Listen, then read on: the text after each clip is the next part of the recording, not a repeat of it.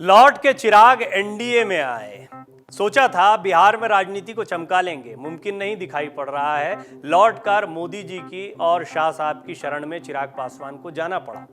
दिवंगत नेता रामविलास पासवान के बेटे और लोक जनशक्ति पार्टी के राष्ट्रीय अध्यक्ष चिराग पासवान क्या एनडीए में फिर से लौटेंगे, ये सवाल अब भी बरकरार है, लेकिन नजदीकियां तो इसी ओर इशारा कर रही हैं। ये सवाल इसलिए उठ रहा है क्योंकि चिराग पासवान बीते दिनों भाजपा नीति राजग की बैठक में शामिल हुए थे। संसद में हुई इस बैठक में उनकी उपस्थिति इसलिए महत्वपूर्ण थी क्योंकि उन्होंने मुख्यमंत्री नीतीश कुमार की जनता दल यूनाइटेड, राज्य में भाजपा की सबसे बड़ी सहयोगी जेडीयू के विरोध के कारण विधानसभा चुनाव के दौरान बिहार में राष्ट्रीय जनतांत्रिक गठबंधन से बाहर होने का फैसला किया था। चिराग के इस बैठक में शामिल होने के बाद इस बात की आशंका जताई जाने लगी है कि क्या वो एक बार फिर से एनडीए में लौटेंगे। ये सवाल राजनीतिक गलियारों में एक बार फिर से चर्चा का विषय बन गया है। लंबे समय से चिराग से भाजपा की दूरियां चल रही थी। चिराग को उम्मीद रही होगी कि पिता रामविलास पासवान के निधन के बाद उत्तराधिकारी के रूप में केंद्र सरकार में वो मंत्री बनाए जाएंगे, लेकिन ऐसा हुआ नहीं। हालांकि वो हमेशा से यही कहते रहे हैं कि नीतीश कुमार के चलते बिहार में तो उनका गठबंधन एनडीए से टूट गया था, मगर दिल्ली में एनडीए से उनकी गांठ जितनी टाइट थी उतनी ही अभी भी है। जब चिराग के पिता रामविलास पासवान का निधन हुआ तो उनके चाचा पशुपति कुमार पारस पार्टी तोड़कर केंद्र सरकार में शामिल हो गए थे।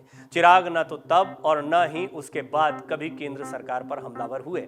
नरेंद्र मोदी की वो लगातार तारीफ करते रहे और विपक्षी दलों से भी दूरी बनाए रखी। बिहार में भी उनके निशाने पर नीतीश ही रहे। बिहार विधानसभा चुनाव भले ही वो एनडीए से अलग होकर लड़े, लेकिन उस चुनाव में उन्होंने खुद को नरेंद्र मोदी का हनुमान ही बताया था।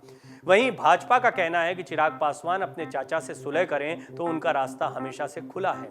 भाजपा चिराग और नीतीश कुमार में भी सुलह कराना चाहती है। पार्टी मानती है कि अगर चिराग पासवान और नीतीश कुमार दोनों 2024 आम चुनाव में साथ रहे तो वो एक बड़ी सफलता पा सकते हैं।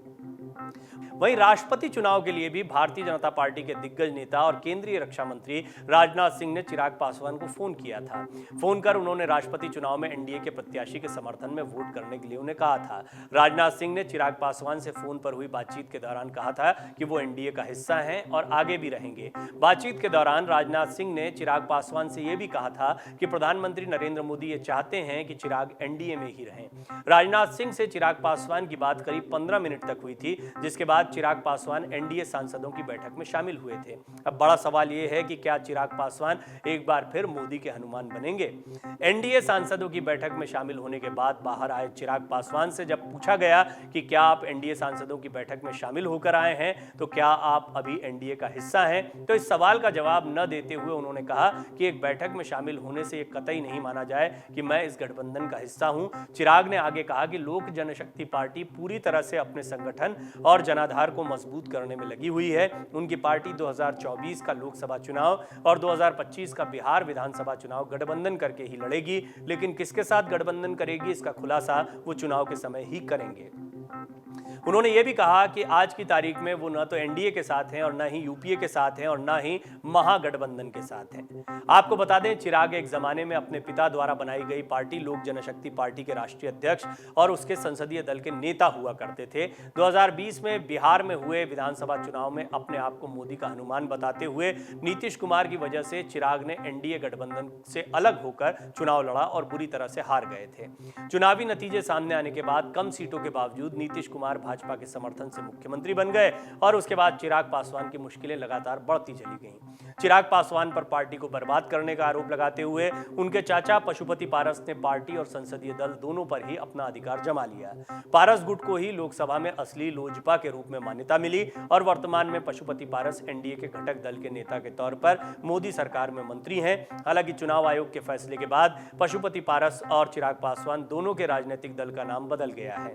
केंद्रीय मंत्री पशुपति पारस वर्तमान में राष्ट्रीय लोक जनशक्ति पार्टी के राष्ट्रीय अध्यक्ष हैं, तो वहीं चिराग पासवान ने अपनी नई पार्टी का नाम लोक जनशक्ति पार्टी रखा है। डाउनलोड करें अमर उजाला ऐप और पाएं खबरें लगातार। अगर आप ये वीडियो YouTube पर देख रहे हैं तो हमारे चैनल को सब्सक्राइब करें और बेल आइकन को दबाना ना भूलें। अगर आप Facebook पर ये वीडियो देख रहे हैं तो हमारे पेज को लाइक करें।